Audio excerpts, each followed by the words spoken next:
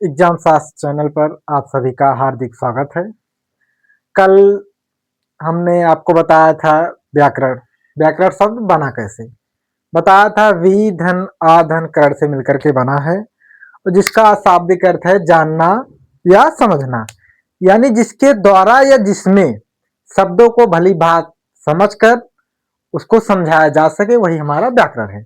फिर हमने इस पर आपको आपको परिभाषा बताया था कि भाषा के नियमों के संग्रह को हम व्याकरण कहते हैं। अब भाषा हमारा वाक्य से बनता है। वाक्य जो है संज्ञा, सर्वनाम, क्रिया, कर्म इत्यादि से बनते हैं।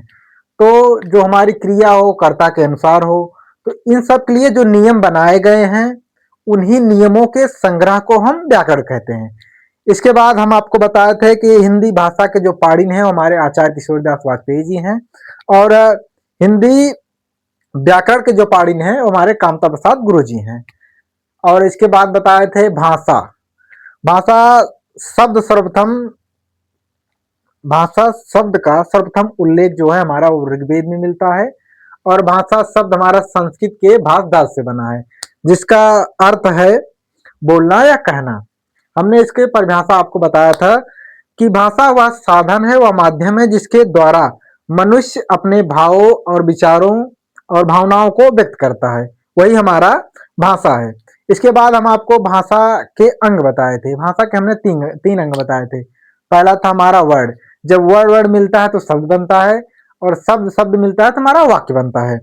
और भाषा को प्रकट करने के मुख्यतः दो साधन होते हैं।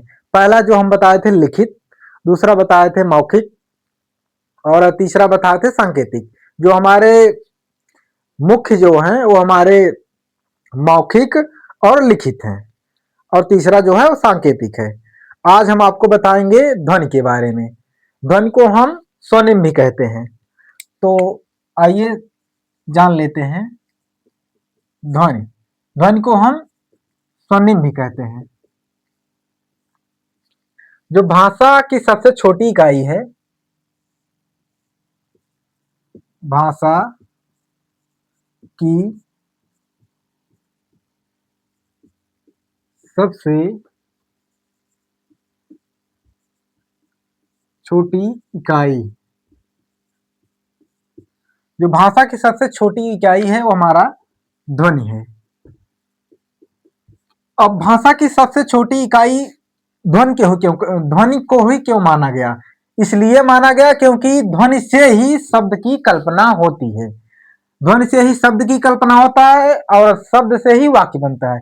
इसलिए भाषा की जो सबसे छोटी इकाई मानी गई उसे ध्वनि माना गया। ध्वनि को ही भाषा की सबसे छोटी इकाई मानी गई। और भाषा की जो अप्रमाणिक इकाई है, भाषा की अप्रमाणिक भाषा की जो अप्रमाणिक इकाई है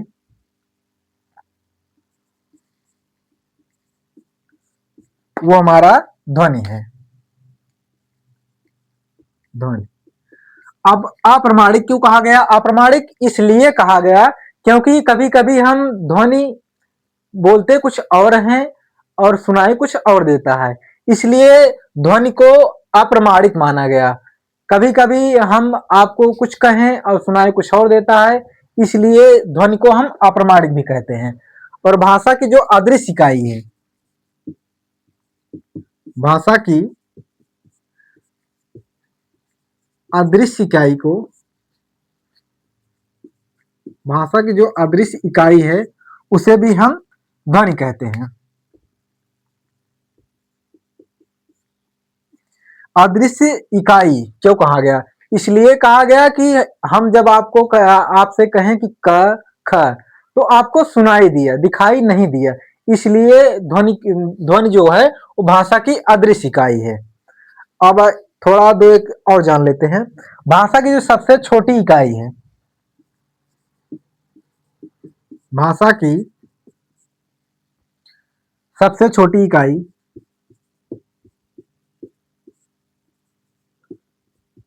छोटी इकाई ध्वनि या फिर वर्ड। अब इसे हम पहले समझ लें कि भाषा की सबसे छोटी इकाई ध्वनि तो है, वर्ड को भी कहते हैं। क्यों कहते हैं? क्योंकि वर्ड जो है वो हमारा ध्वनि का लिखित रूप है, और वह ध्वनि जो है वर्ड का हमारा मौखिक रूप है। और कभी कभी ऑप्शन में देखने को मिलता है कि भाषा की जो सबसे छोटी इकाई है, ऑप्शन में ध्वनि नहीं होता, वहां पर वर्ड होता है। तो वहां पर वर्ड को ही हम सही मानेंगे, क्योंकि वर्ड जो है वो ध्वनि का लिखित रूप है, और ध्वनि जो है वर्ड का मौखिक रूप है। जैसे हमने कहा का, तो हमको सुनाई दिया, जब हमने इसको लिपिबद्ध किया तो ये हमारा वर्ड हो गया। तो ध्वनि जो है वो वर्ड का मौखिक रूप है, और वर्ड जो है वो ध्वनि का लिखित रूप है। इसलिए भाषा की जो सबसे छोटी इकाई है, अगर ऑप्शन में ध्वनि है तो ध्वनि लगाएंगे, अगर ध्वनि नहीं है तो हम वर्ड लगाएंगे। और भाषा की जो पूर्ण सार्थक लघुत्तम इकाई है, भाषा की पूर्ण सार्थक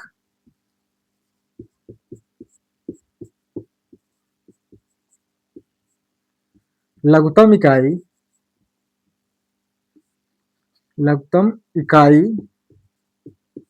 ये हमारा वाक्य है। और भाषा की सार्थक लघुत्तम इकाई, भाषा की सार्थक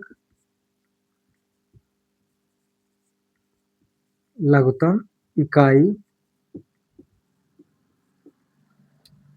ये हमारा शब्द है। अब इन दोनों को हम समझ लेते हैं कि भाषा की पूर्ण सार्थक लघुत्तम इकाई हमारा वाक्य है, और भाषा की सार्थक लघुत्तम इकाई शब्द है। अब पूर्ण सार्थक लघुत्तम इकाई वाक्य क्यों माना गया, और सार्थक लघुत्तम इकाई शब्द क्यों माना गया?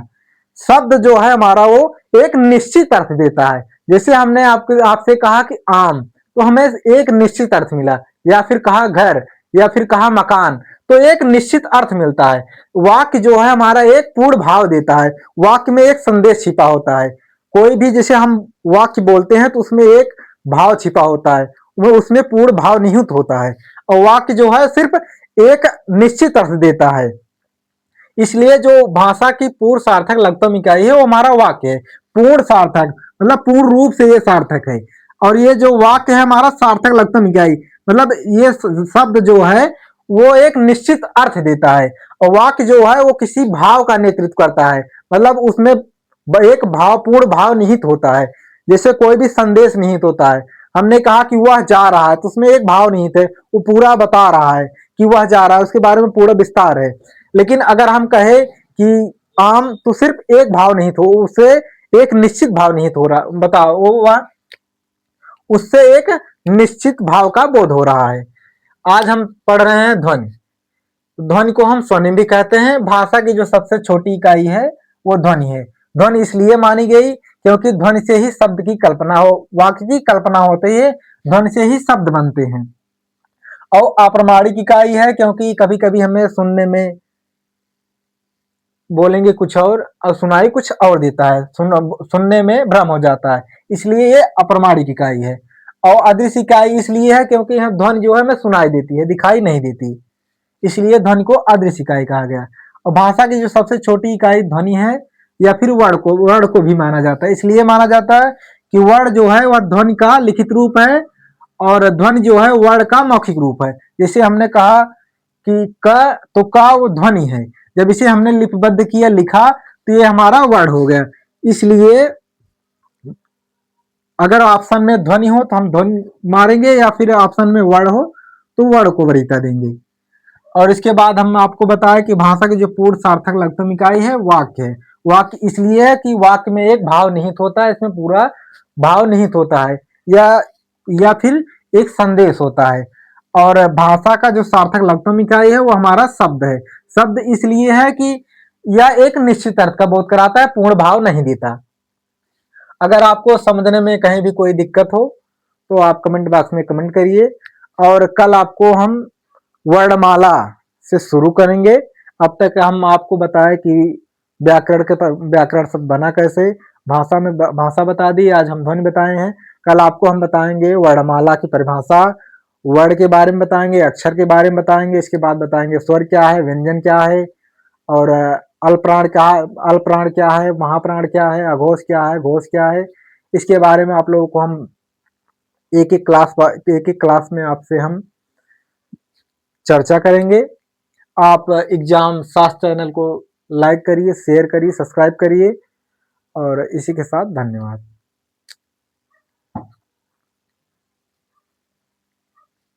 का सुनते नहीं है का